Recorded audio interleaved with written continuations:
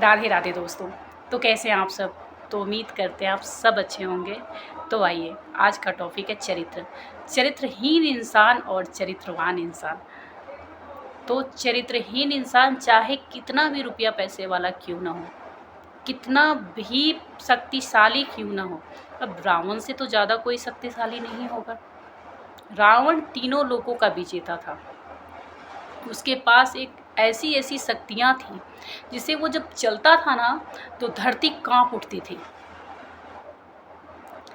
फिर ऐसा भगवान राम ने उसको इतनी आसानी से कैसे मार दिया, आइए आज जान लेते हैं इस कहानी के माध्यम से।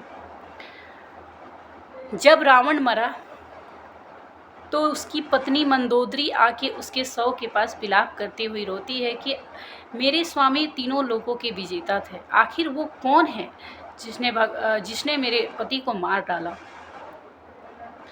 पास ही विभीषण जी खड़े होकर कहते हैं कि श्री राम ने। मंदोदरी कहती है कि मुझे श्री राम से एक बार मिलना है।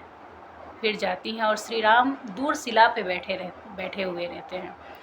फिर जब मंदोदरी उनके पास जाती है और जैसे ही भगवान राम पे मंदोदरी की परछाई पड़ती है, भगवान उठ के खड़े होते हैं और हाथ जोड़ के कहते हैं कि माता, मैं आपके पति का अपराधी हूँ, आप मुझे जो दंड देना चाहें मुझे स्वीकार है। तो आप मुझे जो दंड देना चाहें मुझे दे सकती हैं। इस पे मंदोदरी कहती है, मैं समझ गई कि आपने मेरे पति को कैसे मार दिया।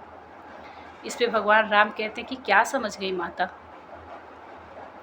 तो मंदोदरी कहती हैं कि यही कि मेरा पति भले आपसे कुल में भी बड़ा था, उसकी सेना भी आपसे बड़ी थी।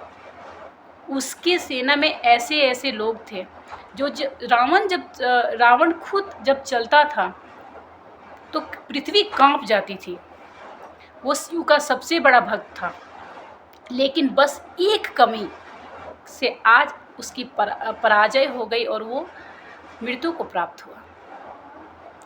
भगवान ने पूछा, भगवान बड़ी विनम्र हो कि उनकी बातों को सुन रहे थे।